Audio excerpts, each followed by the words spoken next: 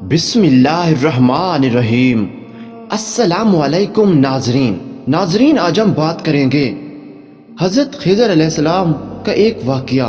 ایک مرتبہ حضرت خضر علیہ السلام دریا کے کنارے بیٹھے تھے۔ اتنے میں کسی سائل نے آ کر ان سے سوال کیا کہ میں آپ سے اللہ کے واسطے سوال کرتا ہوں، مجھے عنایت فرمائیے۔ یہ سن کر حضرت خضر علیہ السلام پر بے ہوشی طاری ہو گئی۔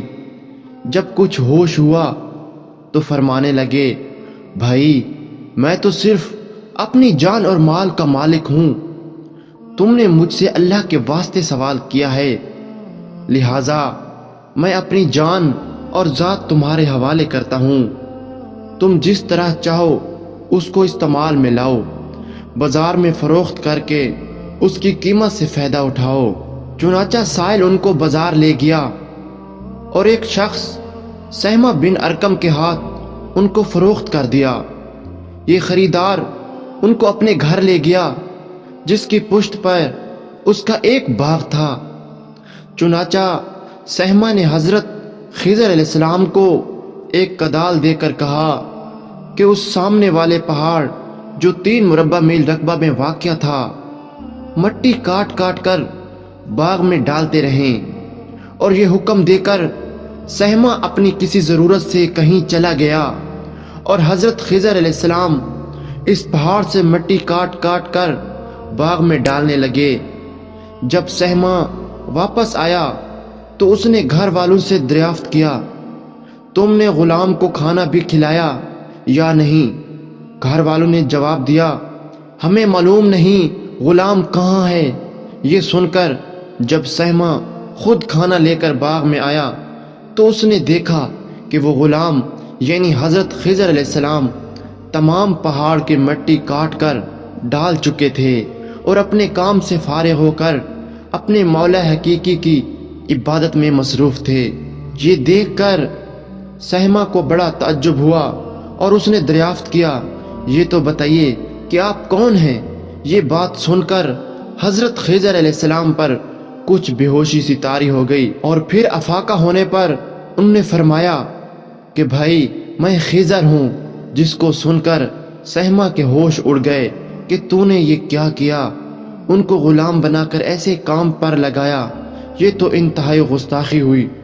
پھر ہوش آنے پر سہمہ نے توبہ کی اور پروردگار سے عذر خواہی کے ساتھ حضرت خضر علیہ السلام کو آزاد کر دیا اور جناب باری میں عرض کیا کہ یا رب العالمین مجھ سے اس کا مواخذہ نہ فرمائیے کیونکہ میں ان کو جانتا نہیں تھا۔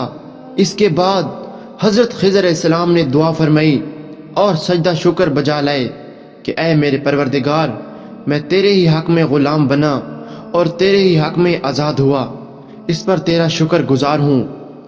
بعد ازاں واپسی کی اجازت لے کر جب دریا پر واپس آئے تو دیکھا کہ ایک شخص کھڑا دعا مانگ رہا ہے کہ اے میرے رب، حضرت خضر علیہ السلام کو غلامی سے رہائی عطا فرما دے اور ان کی توبہ فرما لے۔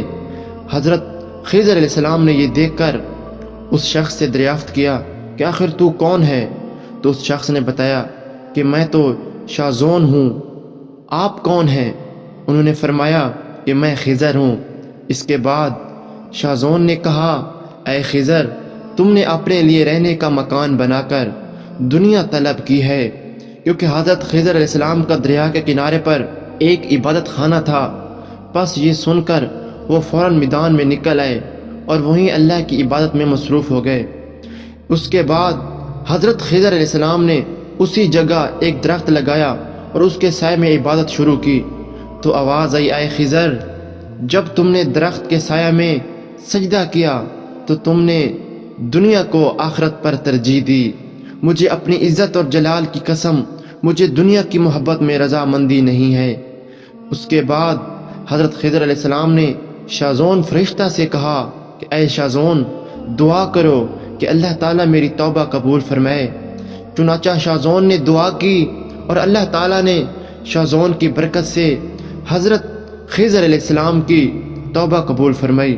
ناظرین، خدا کے برگزیدہ بندے اسی حالت میں راضی رہتے ہیں جو اللہ تعالیٰ کو منظور ہو۔ بے شک ہماری فلاح بھی اسی میں ہے کہ زندگی کے ہر موڑ پر آنے والے ہر پیچ و خم میں ہم راضی برضا رہیں، اللہ تعالیٰ کی چاہت کو سامنے رکھ کر زندگی گزاریں۔ دعا ہے کہ اللہ تعالیٰ ہمیں اس واقعے سے سبق حاصل کر کے نیک بننے کی توفیق عطا فرمائے۔ آمین یا رب العالمین۔